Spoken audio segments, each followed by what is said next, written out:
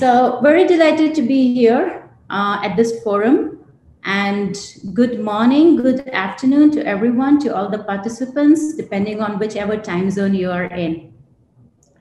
So in this keynote, my attempt is primarily going to be to try to help set up the tone for the next 4 to 5 hours of Growth Asia Summit. And as Sarah mentioned, it's all going to be about collaboration. I'm going to talk about, even as a revenue person, as a revenue lead, I'm going to talk about the different levers of growth in a business and how they work together and need to collaborate together in order to drive business revenue.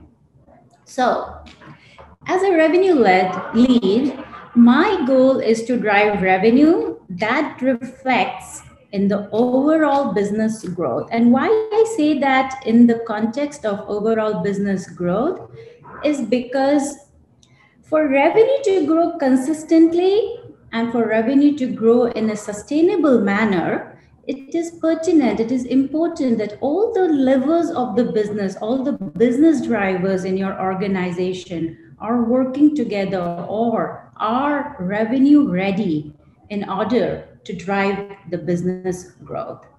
And this is super critical because if that alignment and that collaboration does not exist, what happens is that revenue will spike, sure, yes, but it will not sustain. You will see a quick tank over a period of time. And therefore, this brings us, really to this whole topic of, impact of customer happiness on business revenue, because it's all about working together with different levers, ensuring they're all well oiled in order to drive a sustainable business growth. So with that said, let me talk about a couple of basic facts which we all know. We all know the Pareto principle. We all understand the 80-20 rule, that 80% of our revenue comes from 20% of the business. We also very well understand cost of acquisition is usually higher than the cost of retention. Our loyal customers give us, 2 to 5x more business than a normal customer. All these are basic facts that we have known and we have seen over a period of time in our career, or have read in books and seen that as a metrics in various businesses. And not to forget, we also know about the word of mouth. We know that this is a brand marketing machine. It helps to make or break a business in many ways. Now, a happy customer can bring us new businesses by referring new customers. A happy customer can also refer to new business, but at the same time, a disgruntled customer can totally be very, very hurtful to the business. So with all these facts in place, what is also important, which I have learned over a period of time, is that these facts are said, but what is important when you look at it in the context of the bigger picture, which is how happy customer drives business revenue, it is also super important to understand who is a satisfied customer and who is a customer success. So understanding the difference between customer satisfied versus customer success, to me, has been an eye-opener in understanding the different levels of business and its contribution to the overall business growth. So let me give you a very quick definition of what I mean when I say customer satisfaction versus customer success. Customer satisfaction to me is an efficiency metrics, while customer success is a revenue metrics. When you look at it in that context, we know that not every customer satisfaction is a customer success. And therefore, not every satisfied customer actually leads to customer success. In ideal and in real life, your satisfied customer will always be bigger than, in terms of quantification or numbers, than the customer success. So there is a gap that we see between the two in real life. For us as business drivers, as business leaders, therefore, the real challenge is why does this gap exist and how do we minimize this gap? Because this again addresses and goes back to the bigger picture and the theme of this session, which is about how happy customer can drive business growth.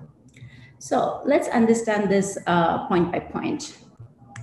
Next few minutes. So we all know there are various factors, as in no denying the fact there are so many metrics across consumer journey, across business measurements, across specific different levels of the business that impacts this. But keeping in mind the time and keeping in mind the theme of this whole session, I'm going to talk and going to stress upon two key topics here, which leads to these gaps and therefore important to minimize, and the hows and whys of that. One is customer journey, and second is measurement metrics.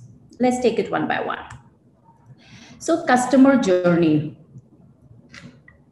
Normally and usually what happens, we as business leaders look at the consumer journey in a holistic way rather than trying to understand the micro moments that lead into this whole journey, and that what are those micro moments that actually drives business growth. Let me explain this with an example. Let's take an example of an e-commerce site here. Yeah, so for a transaction or a purchase on an e-commerce site or a micro moment on an e-commerce site could be an offline moment that triggers an online transaction through a smartphone. And what do I mean when I say that? It could be that your customer is with a friend or is in the cab going from place A to place B. During that journey, during that moment, there is a trigger during the conversation with the friend or an offline holding that the person sees while in the cab that drives a trigger to make a purchase on that e-commerce site, and it's a successful transaction. Now, this was not a linear journey as we have known historically for a consumer journey. It was a moment which came from a word of mouth through a friend, or it was because there was an offline trigger on a billboard that gave a message which led to that transaction.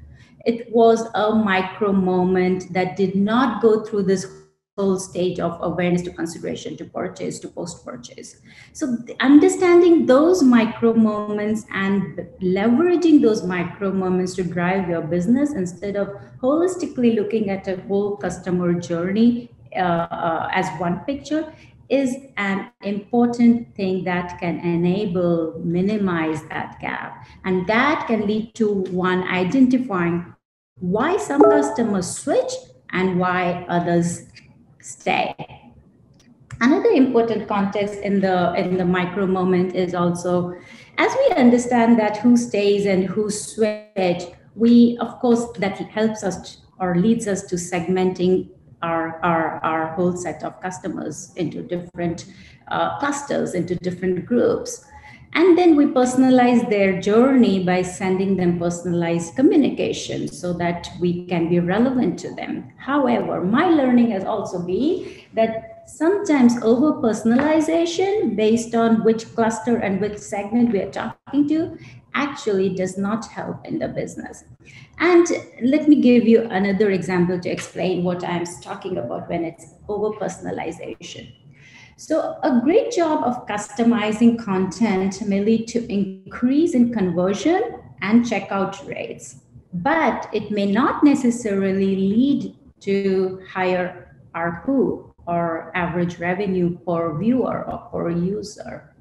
Why do I say that? Is because if customers get exactly what they needed, then we are not helping them discover the new. We are not helping them to discover the more. So it gets plateaued.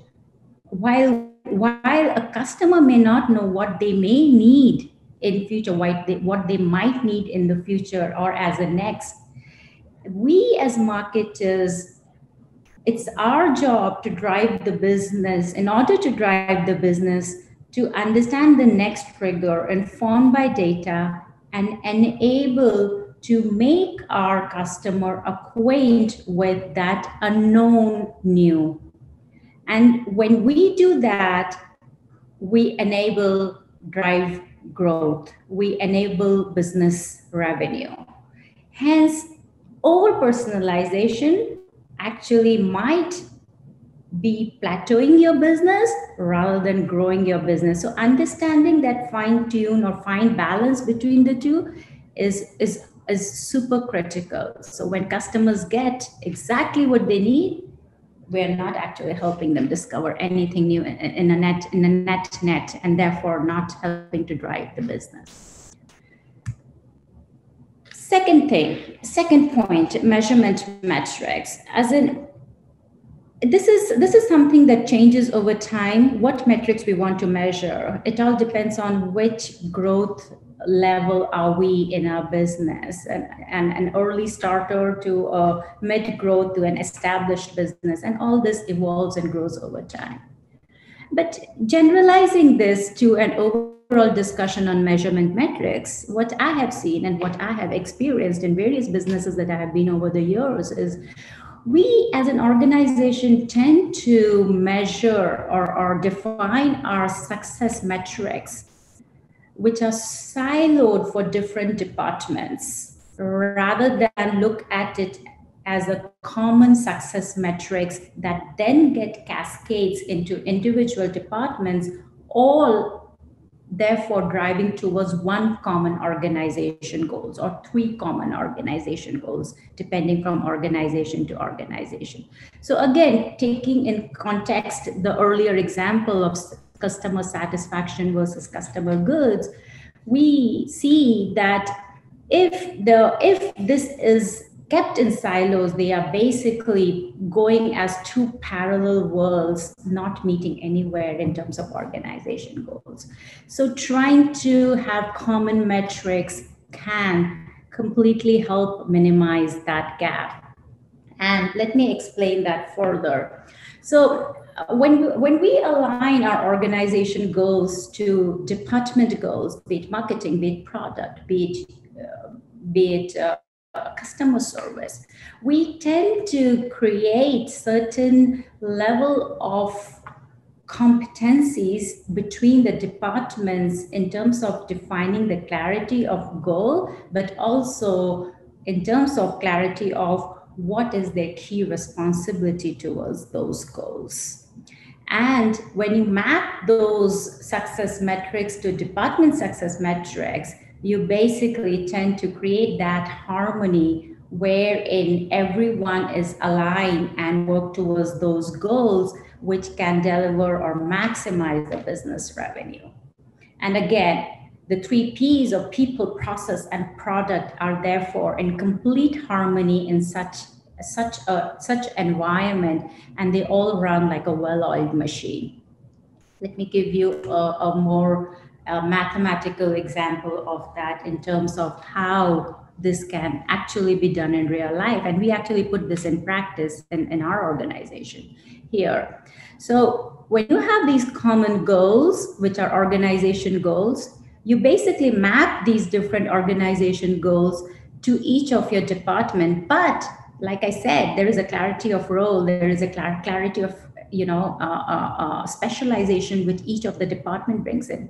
So you basically allocate different weightage to those goals for the different department, depending on what that department stands for.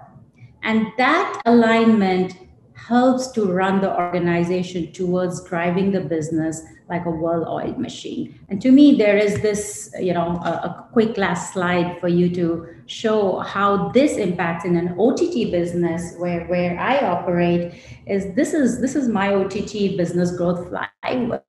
Revenue at the center, the business growth in the middle. If we have identified our happy customer from our earlier slides that we talked about, we know there is retention and there is organic growth, because every happy customer enables us to bring in certain organic growth, helps to drive retention, which in turn leads to a longer watch time. When there is a more watch time or more engagement with the platform, we know that drives higher inventory, both in terms of media as well as content. And that in turn helps us also to understand better our consumers, because we have more watch time, we have more data, which we can then segment and therefore target in a most relevant manner. Again, keeping the balance between over personalization versus personalization. And that leads to, again, the same point, which is happy customers. And that goes on like a virtuous circle, driving the business, driving the revenue, and also keeping the happy customers at the center of everything. So having said that, to me, this is the most important message, is customer satisfaction metrics are great, but only by measuring the right people, monitoring the right things, and getting the big picture, will we as marketers be able to score a victory both with our customers as well as with our business goals. Thank you.